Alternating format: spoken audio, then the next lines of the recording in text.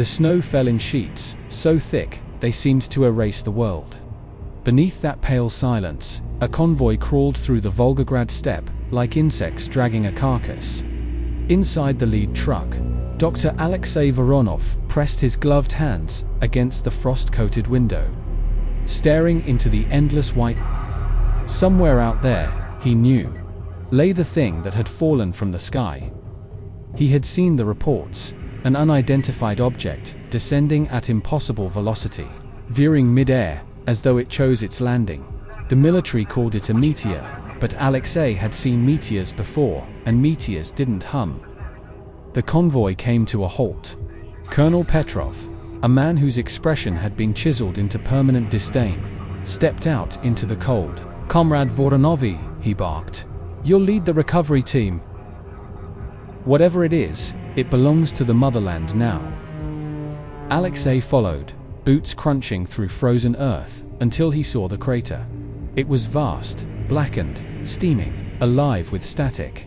At its center pulsed a shape that defied form, half metal, half flesh, an ulcer in reality itself. It quivered like a heart struggling to beat in an alien rhythm. The air above it shimmered, and a low vibration gnawed at the bones. A soldier muttered a prayer in Russian, and Petrov silenced him with a slap. "It's technology," the colonel hissed.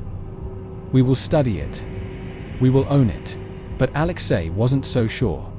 As he approached, something reached out, not a limb, not even a presence, but a suggestion in his thoughts. A whisper that was not language, yet was unmistakably intelligent. "You've called before." Long ago, he stumbled back, dizzy, his breath freezing in quick gasps. He felt as if the voice had brushed his mind, the way fingers brush the edge of paper gently, but enough to draw blood. That night, in the temporary command post, Alexei could not sleep. The heater groaned. The walls seemed to breathe. And somewhere in that rhythmic pulse of metal and wind, he thought he heard a name, his own. The next morning brought Captain Nadia, sent from Moscow to oversee the sensitive incident. She was young, eyes sharp, and distrustful. Her voice clipped with the precision of a woman accustomed to command. "You're Dr. Voronov," she said, without warmth. "You'll report everything directly to me. There's concern you've been withholding information." "Withholding?" he repeated, his tone trembling between fear and exhaustion. "If I could name what that thing is, I would. But I think it's naming us, instead." She gave him a hard look. "Science doesn't deal in superstition." "Then perhaps, science has never looked into a mirror this deep," he whispered.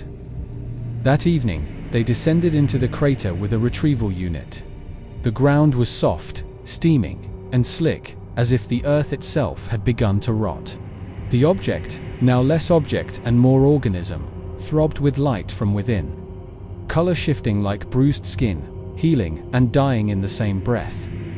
Alexei reached out with a probe. The surface rippled, then steadied. Something opened, not an eye, not exactly, but a void, lined with translucent membrane. Through it, he glimpsed motion, the suggestion of shapes forming and unforming, like embryonic thoughts taking flesh. The power grid at the base went dark. Every generator, every lamp, even the electric hum of the radios, died in an instant. Silence devoured the sight, broken only by a soft, synchronized sound, a heartbeat that wasn't human. The soldiers froze. Nadia raised her flashlight. The beam cut through the darkness, landing on the thing's surface where, for the briefest instant, she saw faces pressing outward from within. Dozens of them. Russian, German, maybe something older. Eyes open. Mouths moving in silent prayer or warning. And then the pulse stopped. The air turned still. The alien heart, or machine, or whatever it was opened. A flash of red light filled the crater, and when it faded, Alexei was on his knees, shaking. The object was gone. In its place, a cavity in the earth breathed slow, deep, and alive. He heard the whisper again, clearer now. "We never left you. You buried us. But the soil remembers." The corridors beneath Kapustin Yar smelled of metal and iodine, the antiseptic perfume of control. Yet no amount of sterilization could disguise the rot that had begun to spread. The object had been moved into Laboratory 12, an underground vault used for weapons research. The scientists stood around it, faces pale under the flickering fluorescence. The thing lay upon a steel slab, secured with chains, though no one was sure what those chains were restraining, or if restraint even mattered. Dr. Voronov felt the pulse of it even through the glass. The shape had changed since the crater. It was smaller now, more defined. A cross between a fetus and a machine part, skin translucent as wax. Beneath that skin, something moved, not organs, but memories. He spoke quietly into his recorder. "Specimen exhibits independent cellular activity. Structure seems to reconstruct, despite no clear biological system. Tissue is thinking. Captain Sokolova scoffed from across the room. "We are dissecting it, not conversing with it." He glanced at her. "That's exactly what worries me." Petrov, ever the loyal bulldog of the state, entered then, barking orders. "Proceed. I want it opened before dawn." Voronov hesitated. His assistant, Sergei, a nervous young researcher, reached for the scalpel. The first incision was delicate, a thin line across the strange flesh. The sound it made wasn't tearing, it was sighing. Like air leaving a body that had been waiting decades to exhale. Then it bled. But the liquid wasn't blood, not red, not even fluid. It shimmered, thick and alive, like mercury infused with thought. It slithered, rather than dripped, coiling around Sergei's wrist. He gasped, as the veins beneath his skin darkened, spreading in elegant, fractal patterns. "Get it off him," Nadia shouted, but by the time they tore the gloves away, the substance had already sunk into his flesh. His eyes rolled back, and he began to speak. Not Russian. Not any known language.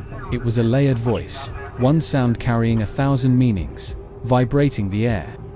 Words that bypassed comprehension and went straight into the marrow. Everyone who heard it felt something different.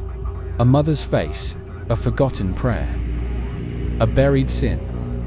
Sergei convulsed once, then collapsed.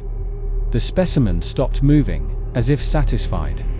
Petrov ordered the room sealed. Nadia turned on Voronov, her face pale but fierce. "What did it say?" He swallowed hard. "I don't know, but I understood it." That night, the whispers began. They came through the air vents, the water pipes, even the electrical hum of the base. Scientists reported hearing fragments, voices saying their names, promises of understanding, of transformation. Nadia stopped sleeping. When she closed her eyes, she saw shapes crawling beneath her eyelids, tiny filaments of light threading her dreams. One night, she woke to find her reflection in the mirror. Smiling back at her when she wasn't, Voronov buried himself in study. He discovered that the substance reacted to human DNA, reshaping its form based on the observer's mind. It was as if it wanted to mirror humanity, but couldn't quite get it right. Every time it tried, it came closer and more horrifying. Petrov's paranoia grew. He ordered armed guards at the lab and forbade anyone from speaking of what happened to Sergei. "We are soldiers of knowledge," he said. "This is Soviet property. There will be no fear." But fear had already moved in quietly, invisibly, like radiation. On the fifth night, the power went out again. This time, not just the base, the entire grid for 30 kilometers. The emergency lights flickered on, bathing everything in red. The specimen had escaped containment. The steel slab was empty, except for a smear of silver fluid on the floor. Footprints led away, not human, not symmetrical. Each step left behind faint impressions of eyes, like wet fingerprints that blinked and then vanished. in the dark. A low voice rippled through the speakers, though no one had turned them on. It wasn't words now, just a heartbeat echoing through every room. Nadia and Voronov followed the trail to the storage vaults. What they found there made the captain freeze in her tracks. The fluid had seeped into the walls, into the flesh of the facility itself. The pipes pulsed. The concrete quivered like skin, and when the red lights flickered again, for a moment, the walls had faces. Dozens, hundreds. Whispering in unison, Alexei's voice trembled. "It's learning from us. It's remembering us." Petrov burst in with soldiers, shouting orders, but before a single bullet was fired, the ceiling above them groaned. From the dark metal, something emerged, half machine, breathing through vents that resembled mouths. It looked at them, no, into them, and said, not aloud, but inside their heads, "We remember the bargain," and then the lights died for good. Days passed, though time had lost its structure inside Kapustin Yar. The corridors pulsed with an unseen rhythm, as if the base itself now breathed. The electric hum was gone, replaced by a constant murmur that seemed to rise from the walls. Dr. Alexei Voronov barely recognized the laboratory anymore. The concrete had darkened, veins of metallic shimmer running through it, like frost spreading on glass. The instruments were silent, their lights flickering as though they too were listening to something beyond sound. Captain Nadia Sokolova moved through the corridors like a ghost, revolver at her side, notebook clutched in her hand. She had started writing down what the voice whispered in her dreams. The words were nonsensical when read fragments of geometry, names that did not belong to any language on Earth. Yet each time she wrote them, she felt something stir in her, a pressure behind her eyes. Like a memory waking up, Voronov studied her quietly from across the room. "You've been dreaming again," he said. She didn't deny it. "It tells me things," she said softly. "About before us. About when the stars were closer." He wanted to tell her she was delirious. Instead, he found himself saying, "Maybe it's teaching us. Maybe that's what it came for." She turned her gaze to him, sharp, questioning, almost frightened. "You sound as if you want it to." He didn't answer. He couldn't, because part of him did. The air inside the lab shimmered faintly, like heat above asphalt. The specimen, or what remained of it, sat sealed behind reinforced glass. It no longer resembled any one shape. Sometimes it looked like a sphere, other times a silhouette made of light and shadow. When Alexei stared too long, he thought he could see faces within it, not monstrous, not even alien, just human. People he had known, people he had lost. That night, Nadia dreamed again. She saw the crater, filled now with a lake of dark glass. Beneath it, something stirred, not to rise, but to merge. The voice whispered to her through the dreamscape, "You are the continuation, not of us, of yourselves." When she awoke, her hands were trembling. Symbols had appeared on her notebook, written in her own handwriting, though she had no memory of it. Voronov examined them and realized with dread that they were molecular patterns, precise, scientific, as if dictated by something that understood both language and life. Meanwhile, Colonel Petrov had grown desperate. He wanted to destroy the entire complex, convinced the thing was spreading through their minds. "We'll burn it all," he growled. "Every trace. We can't let this infection reach Moscow." But even as he spoke, his reflection in the observation glass twitched, just slightly out of sync. Nadia saw it first. "Colonel, your reflection." He turned, and for a heartbeat, she thought she saw another face layered behind his own. Not alien, but older. Familiar in a way she couldn't place. Petrov blinked, swayed, and caught himself on the table. "It's nothing," he muttered. But his voice sounded doubled, two tones woven together. The lights dimmed again. The hum became a low chant. Alexei gripped the edge of the table, feeling his pulse synchronize with the vibration. It was inside him now, a rhythm both foreign and intimate. Like the memory of a heartbeat that wasn't his. Then, silence. The hum vanished, leaving an almost painful stillness. And in that stillness, something new began. A whisper not of words, but of understanding. Alexei spoke without realizing it. "It's not invading," he said, his voice hollow. "It's rewriting. It's trying to make us remember what we were before we forgot." Nadia stared at him. "And what were we, Doctor?"